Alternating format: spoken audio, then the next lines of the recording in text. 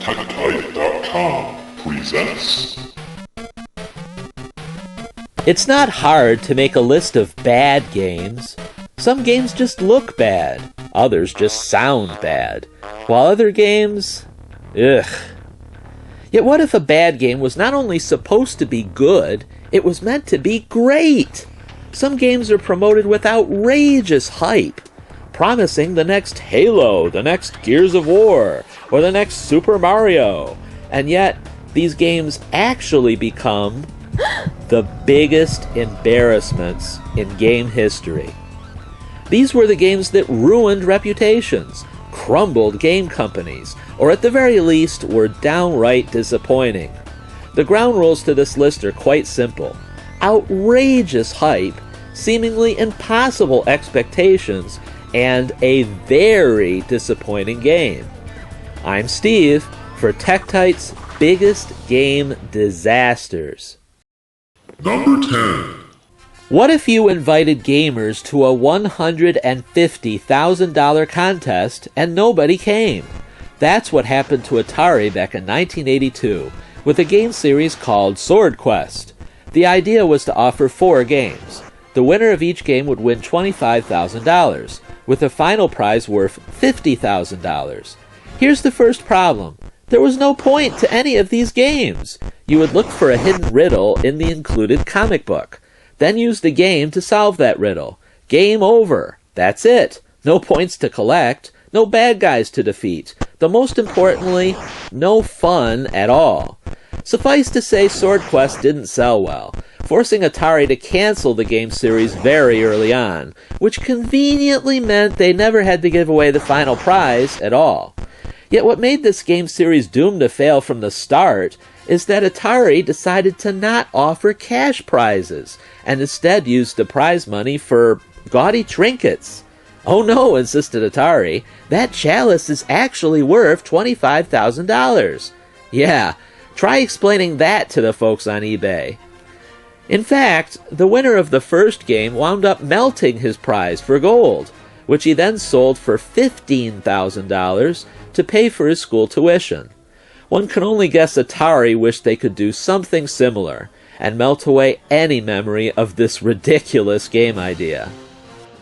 Number 9. Love or hate Sonic the Hedgehog, he's a game icon. Much like Mario for Nintendo, or even Mickey Mouse for Disney, Sega would not be where it is today without Sonic. So when gamers first heard that Sonic would make the jump to modern consoles like Xbox 360, expectations were very high. Yet Sonic on the 360, as it is often called, would become a disaster. For one thing, Sonic wasn't as fast. For another, he seemed to die way too easily, and often, even instantly. Whoa! Whoa! Whoa! Whoa! Whoa! Yet the worst part of this game is how Sonic is actually stabbed in the heart by the game's main villain, with only the silliest of explanations for how he seemingly rises from the dead, just in time for the final battle. Yet the creepiest mistake of this game is how Sonic's girlfriend is no longer fellow hedgehog Amy Rose, and instead is a human princess named Elise.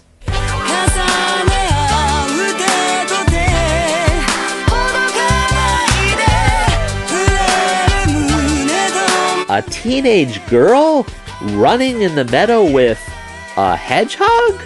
Somehow, ew, doesn't quite cut it.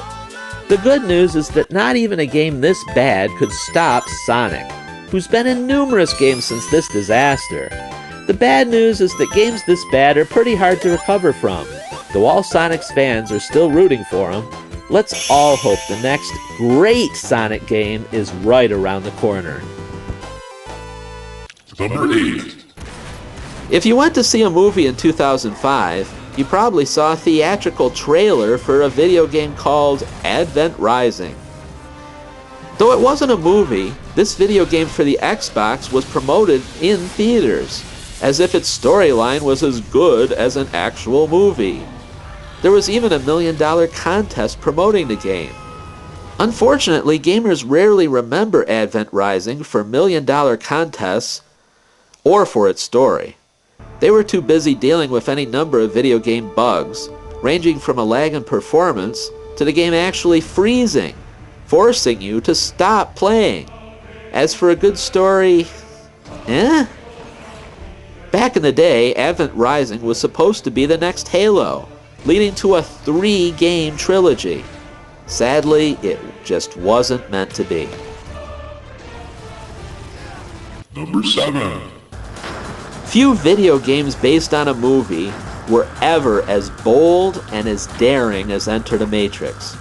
The sales pitch was that Enter the Matrix would not be a mere movie game. Instead, Enter the Matrix would show a part of the movie never seen before. Fans expected this story would be about their favorite characters, Neo, Trinity, and Morpheus. Wrong. This game would be about Ghost and Nairobi? Who thought this was a good idea? That's like saying you're about to make a Star Wars game and saying, hey, let's forget about Luke, Han, and Darth Vader and make a game about Porkins. Enter the Matrix was like that. It was a story that didn't need to be told, ever. The game even ends with Ghost and Nairobi stuck in the middle of nowhere in a ship with no power. How ironic. Much like this ending, Enter the Matrix would be a highly hyped video game that just never led anywhere. Number 6.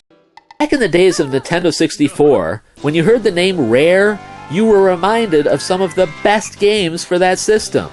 Banjo-Kazooie, Conker, GoldenEye, to name just 3.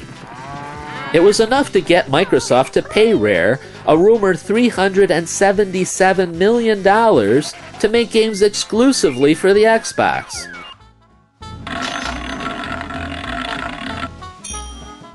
Maybe Microsoft should have seen Rare's next game first.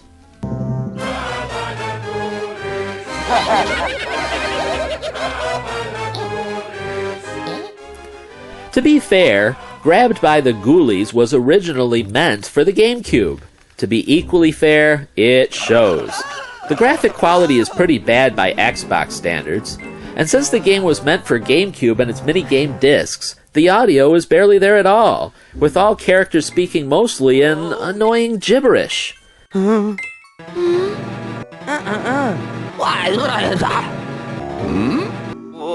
yeah. Yet Grabbed by the Ghoulies would wind up having the most peculiar game design choices in Rare history. First, the game map was very linear. Second, the game would lock you in each room until you solved that room's puzzle.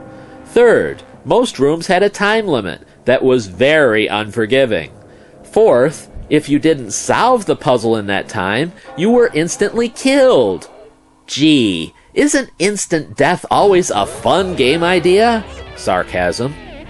Yet oddest of all is the way this game actually changed your health meter, depending on which room you were in. Imagine working hard to get your health to 100, only to enter the next room and have the game automatically reduce your health to 1. 1? In the end, it must be said that Grabbed by the Ghoulies is now available as a so-called Xbox Original, where, at a much lowered cost, some gamers consider the game passable.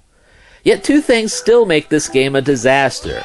First, this wasn't meant as a passable game, but a classic game, in the spirit of Donkey Kong Country and Banjo-Kazooie.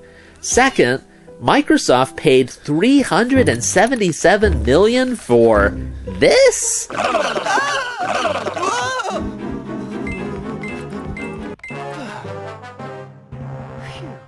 Well, that's it for part 1 of this YouTube video. Be sure to check for part 2 for the rest of the list. Or look at the original article at TechTite.com, now celebrating 10 years online.